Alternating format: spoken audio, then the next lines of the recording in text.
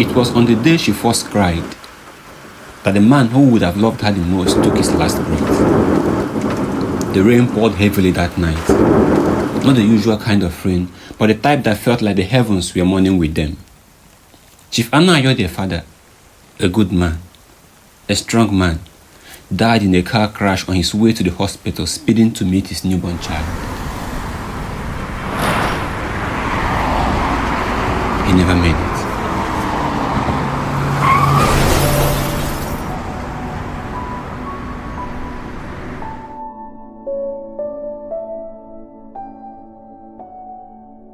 They named the newborn Nnadiuto, meaning father is priceless. But in the hearts of her elder sisters Oluchi and Amaka, she wasn't Nnadiuto. She was just the girl who replaced daddy. Oh, they adored their father. He was their everything, their protector, their provider, their joy. And in the cruel way that grief works, Nnadiuto was resented by her siblings from birth. Their mother, Mama Oluchi, tried. Oh, she tried. A woman of principle who came to master pain and handled grief so well. Her voice was always gentle, but her eyes carried storms. She raised her girls the best way she could, selling food by the roadside, wiping sweat with the same clothes she had used to dry her tears. She taught them morals, values, and hard work. But her words and teaching made no sense to Oluchi and Amaka. They were too wounded to listen, too bitter. They never forgave life for taking their father. They never forgave Nnadiuto for being the reason. As the years grew, Mama Oluchi made a hard decision. Oluchi and Amaka were already in school, but Nnadiuto, she had to stay home. Not because she was unloved, but because someone had to help. Because there wasn't enough money to push all 3 girls through education. Nnadiuto, her mother once said, "School is sweet, but life will test you in ways book cannot prepare you for." And so, she helped. She sewed, she smiled. On some days, she would run to the backyard to cry when she sees students in their uniform. But Nnadiuto had been unfortunate from birth, and she is becoming used to difficult situations.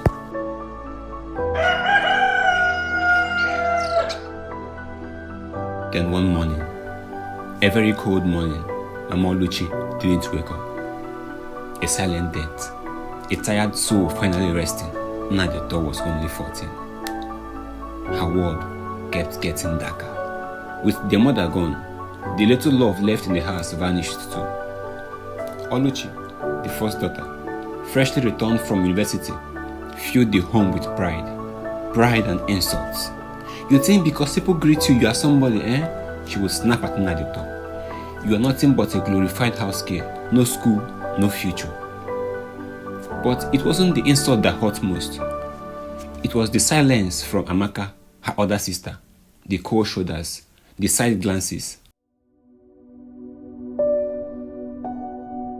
What burned Oluchi the most was how much people praised Nnadiuto. Neighbors would say things like, "That girl has her mother's heart. She's honest and hardworking. You can trust her." In a world that bowed to degrees and beauty, Nnadiuto's character was quite a rebellion. She was honest and hardworking. At 17, with nothing but her mother's old recipes and a soul full of scars, she reopened the food store.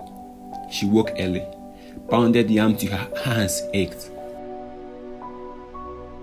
cooked with firewood, and sold food with a smile that hid 1,000 wounds, because working and earning was the only thing she understood. But life doesn't always reward effort. A teenager, following the footsteps of her late mother, she tried navigating the business with a little capital, but life has no mercy for those who chose to start small. She faced so many challenges, and one day, she just stopped. She quit. She locked the shop, sat inside the quiet house, and questioned everything. Why am I even trying? But then, her customers began calling again. "Nnadiuto, we miss your stew. My son is coming home. When will we eat?" These voices, those simple, kind words lifted her soul. She stood, cleaned her pots, and began again. Meanwhile, Oluchi, after many failed relationships, she became desperate to prove she was better than Nnadiuto, so she married Pastor Ebube, a rich and respected God man, a man with power in the church and poison in his hands. Behind closed doors, he broke her, he insulted her, controlled her, touched her roughly, called her useless. But Oluchi stayed, not for love, not for hope, but to be called a married woman. She wore pain under fine lace wrappers and smiled with broken teeth.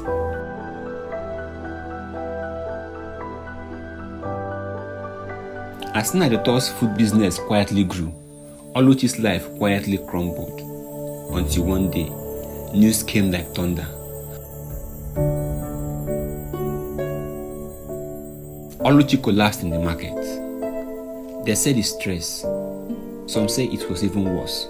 But when the news got to Nnadiuto, she left everything she was doing and rushed to the hospital. There on the bed lay her sister. She sat beside her, took her hand and whispered, "I never wanted to be better than you. I only wanted to survive." But Oluchi didn't respond. 3 days later, she passed away. No final words, no closure.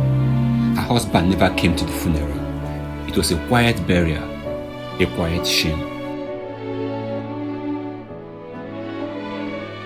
But Nnadiuto, she stood, strong, silent, tears rolling down her face. She did not cry for revenge. She cried for what would have been, for a sister she never truly had. That night, she returned home, lit a candle beside her mother's photo, and placed one by Oluchi's photo too. Then she whispered, "Maybe now you found peace. Maybe now you found peace." As the candle flickered in the stillness, she turned back to her pots, back to fire, back to life. In life, it's not always the loudest who win, but the most educated who thrive. Sometimes, it's the quiet ones, the forgotten ones, the ones who were blamed, beaten, abandoned. They rise, slowly but surely. And those who chase glory without humility, they fall, loudly and painfully. Nnadiuto didn't have beauty the world noticed. She didn't have a degree, but she had something stronger, a name, and it meant everything.